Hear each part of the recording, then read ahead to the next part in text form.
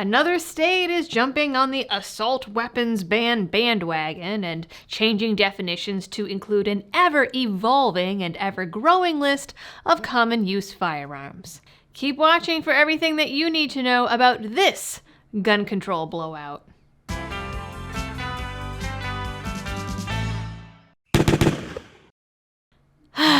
Hello everyone, and welcome back to the channel for more bad news on this gloomy, rainy day.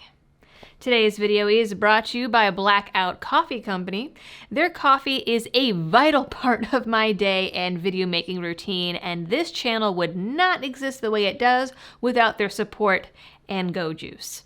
They also support the Second Amendment and have several brews on their website that benefit gun rights groups like GOA and FPC directly. To check them out, go to blackoutcoffee.com/libertydoll. The bills circulating around Washington state don't ban guns for the folks that already have them, at least not yet, but does ban the future sale, possession, manufacture, distribution, and importation of so-called assault weapons, a category which, by their definition, is basically interchangeable with the words semi-automatic rifles. It also would include certain pistols with features the state legislature has determined are evil. Despite many of the included firearms being in common use, Senate Democrats have asserted these are weapons of war which were never intended for civilian ownership. Among these are all ARs and AKs and their variants. The exact text of the bill gives a list of firearms it arbitrarily names as assault weapons, as well as, and buckle up because this is a long wall of text, a conversion kit, part, or combination of parts from which an assault weapon can be assembled or from which a firearm can be converted into an assault weapon if those parts are in the possession or under the control of the same person, or a semi-automatic center-fire rifle that has the capacity to accept a detachable magazine and has one or more of the following: a grip that is independent or detached from the stock that protrudes conspicuously beneath the action of the weapon. The addition of a fin attaching the grip to the stock does not exempt the grip if it otherwise resembles the grip found on a pistol. A thumbhole stock, a folding or telescoping stock, forward pistol, vertical, angled, or other grip designed for use by the non-firing hand to improve control, flash suppressor, flash guard, flash eliminator, flash hider, sound suppressor, silencer, or any item designed to reduce the visual or audio signature of the firearm, muzzle brake, recoil compensator, or any item designed to be affixed to the barrel to reduce recoil or muzzle rise, threaded barrel designed to attach a flash suppressor, sound suppressor, muzzle brake, or similar item, grenade launcher or flare launcher, which I really wish was easily accessible, or a shroud that encircles either all or part of the barrel designed to shield the bearer's hand from heat, except a solid forearm of a stock that covers only the bottom of the barrel, a semi-automatic centerfire rifle that has a fixed magazine with the capacity to accept more than 10 rounds, a semi-automatic pistol that has the capacity to accept a detachable magazine and has one or more of the following: a threaded barrel capable of accepting a flash suppressor, a forward hand grip or silencer, a second hand grip, a shroud that encircles either all or part of the barrel designed to shield the bearer's hand from heat, except a solid forearm of a stock that covers only the bottom of the barrel, or the capacity to accept a detachable magazine at some location outside of the pistol grip, a semi-automatic shotgun that has any of the following: a folding or telescoping stock, a grip that is independent or detached from the stock that protrudes conspicuously beneath the action of the weapon. The addition of a fin attaching the grip to the stock does not exempt the grip if it otherwise resembles the grip found on a pistol. A thumbhole stock, a forward pistol, vertical, angled, or other grip designed for use by the non-firing hand to improve control, a fixed magazine in excess of 7 rounds, or a revolving cylinder shotgun. For the purpose of this subsection, fixed magazine is an ammunition feeding device contained in or permanently attached to a firearm in such a manner that the device cannot be removed without disassembly of the firearm action. Assault weapon does not include antique firearms. Any firearm that has been made permanently inoperable, or any firearm that is manually operated by a bolt, pump, lever, or slide action. So, almost everything. It would have been a much shorter read if instead the list was the things not banned. It's funny how long these rifles have been available in the civilian market for firearms that were supposedly never supposed to be there.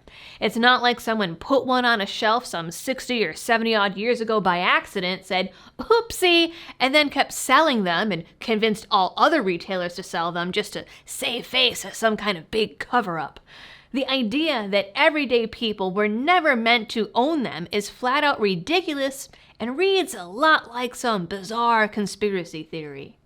If they were never meant to be in civilian use, then why are there so many of them? Why are there so many variants? Why is the list of banned features and guns so long if this is stuff that wasn't supposed to be in a civilian market?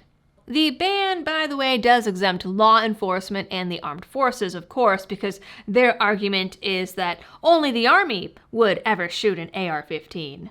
And of course, gun shops that already have these in their possession will be allowed to sell them for a limited period of time and only to people out of state. House Bill 1240 is a 15-page mess billed as firearm safety measures to improve public safety, but there's nothing safe about it. It passed the state house, went to the Senate, picked up some amendments, and is back at the House where it is likely to pass. If the House passes the new amendments, it will go to Governor Inslee, who asked for the bill in the first place.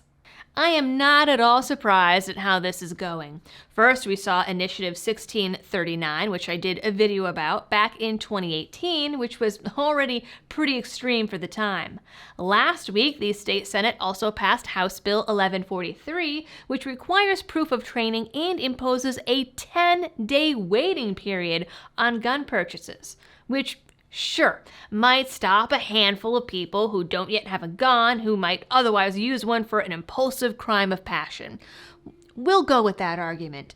But any person planning out an act of violence would either A, not get their guns legally, or B, figure the waiting period into their plans. It never ceases to amaze me how the people who are ruling us, and yes, while elected, let's face it, they are ruling us, are so stupid. And yes, obviously this bill is unconstitutional, and obviously it's a violation of Bruin. Obviously, gun rights groups will fight it, and it'll eventually go to court. But look at how long that process is taking in New York and the damage it's doing in the meantime.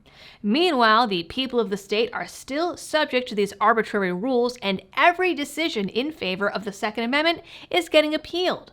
They are fighting this tooth and nail, and using taxpayer dollars to do it. Until the Supreme Court steps in and tells all of these states to kick rocks, these kinds of bills will keep popping up and keep getting passed.